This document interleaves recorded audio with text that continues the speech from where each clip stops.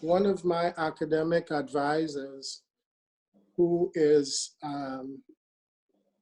the, the authority on racial reconciliation in the church, Michael O. Emerson, believes that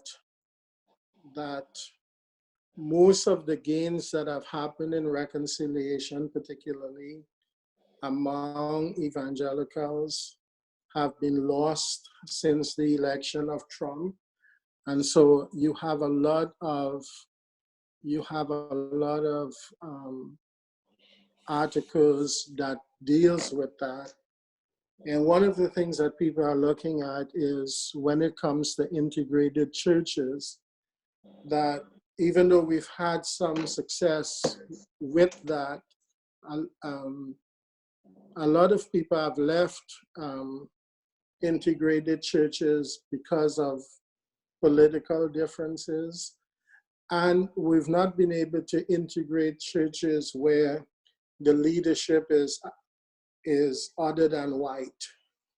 So other groups can kind of come to churches where there's white leadership, but whites still have a very difficult time coming into worship situations where the leadership is Hispanic or Asian or Black.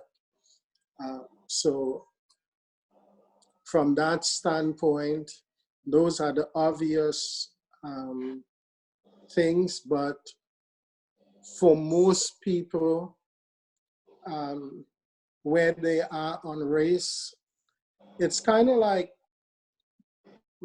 this issue of race is kind of like the curvature of the earth. The earth curves, but anywhere you stand, when you look out, because it's so large, it looks flat, it feels flat. And so race relations curve so slowly that you don't see it. You don't see it happening, but it has happened.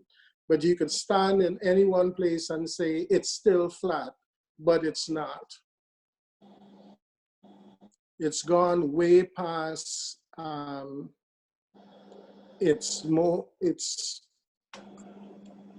it's so much improved in my view that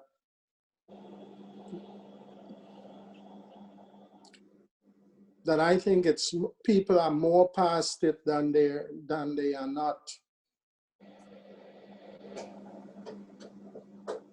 I think more of it now a lot of it is cultural and other political and other things that manifest itself in preferences that manifest itself in race. And in America, unlike most other countries, all of those things get conflated, whereas in a lot of other countries, there's not that conflation as here in the States, because there's so much polarization.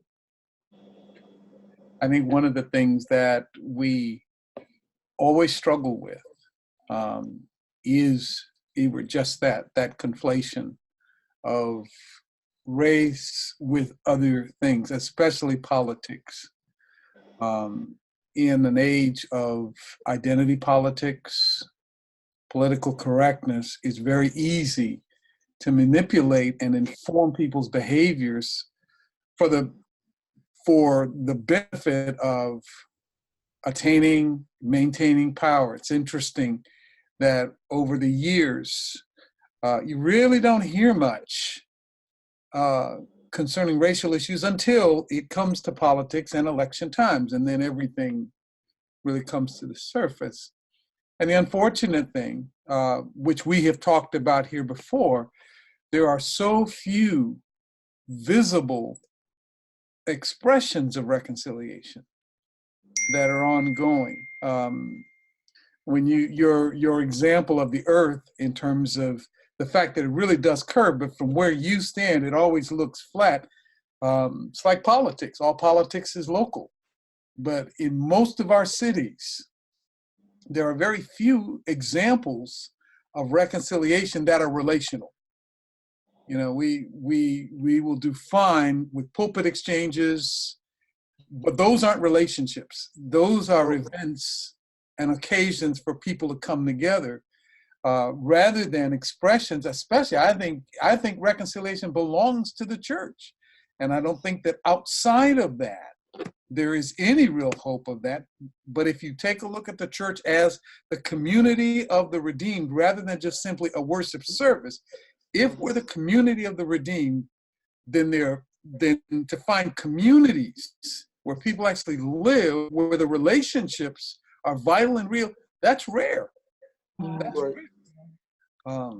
Carlton, that's why I take great pride in what God is doing through the work that we're doing, and I say this often, our goal is to ultimately establish and build relationships. It's unfortunate that, from my perspective, that I do not see, as you have said, the church doing a great job of this. I was in a service last week where the pastor was preaching on racism, and he talked about how just about in every aspect of life we see change where we don't see it in the church.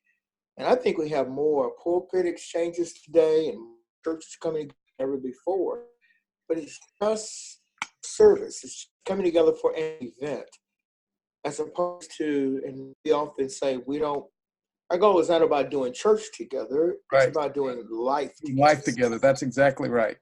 Yeah. That's exactly right. Yeah. Well, I'm in agreement. I was trying to be quiet. Really? Yes. Me too, Jack.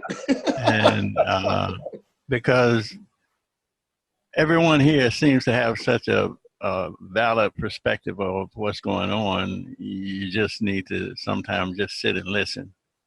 But because of what has been said, I just want to share that something that's happening in my life right now. I've come to realize that until we understand what we're trying to discuss and solve from a scripture perspective, we're not going to be able to connect the dots, and we're not going to be able to come to a satisfactory conclusion. As Ewart was talking, it might have been Carlton, the relationships and People confuse us a lot, Jack. but the key thing is the intimacy that's the result of reconciliation when it's done God's way. That's the most powerful tool that we have. And forgiveness is the principle that God has anointed in order for us to maintain peace and reconciliation in our world. But it doesn't make sense to the world. It doesn't make sense to the world because they are of the old creation. The new creation has the processor that allows us to process love the way God processed it through Jesus Christ. And forgiveness is a powerful principle that he has left for us. When Peter was in Matthew, when Peter asked Jesus, how many times should I forgive my brother? Jesus, 7 times? Jesus said, no, 70 times 7. As long as he commits these sins against you, you forgive. And that, I see, is a safety valve against what we are experiencing in our world. And so when Jesus hung on the cross, he didn't specify which sin that we're not to forgive. Everything can be forgiven.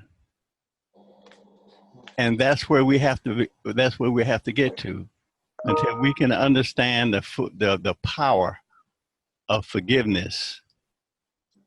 We're going to continue to recycle issues and find reasons for why we can't do what God has called us to do when it comes to reconciliation.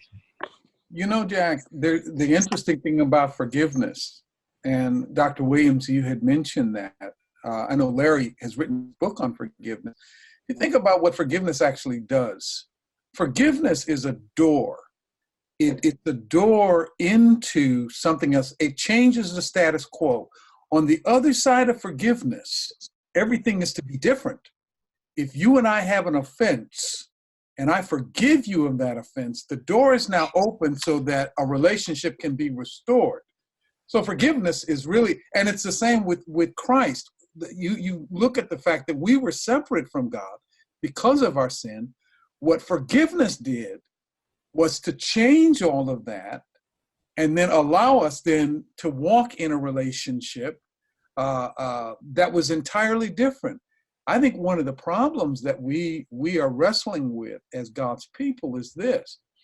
Forgiveness is the door, but the status quo hasn't changed in many cases on the other side of that door.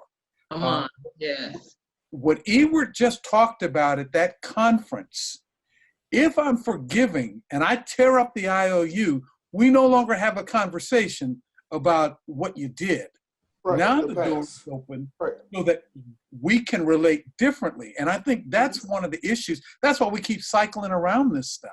Yeah. You know, every 20 years, it's the same. It's you know, you tear up the IOU, then it's a matter that you have the ability of a relationship without all of that baggage. There are 300,000 evangelical churches in the United States. You would be pressed to find a group of people who are not just a congregation, but a community of people where the testimony or across the relationships would be, see how they love one another. Because that's really not demonstrated a whole lot. We can do church, fine, but when you got the testimony of blacks and whites who have been with enmity, and it now becomes, see how they love one another, and it's demonstrated in terms of how they live, that's reconciliation. And it's interesting because the world doesn't need to understand that. When Jesus rose, when he raised Lazarus, all of the miracles that he did defied explanation, but you couldn't argue with them. And that's the thing that pointed to the fact that only God can do this. I think that really is the challenge for us.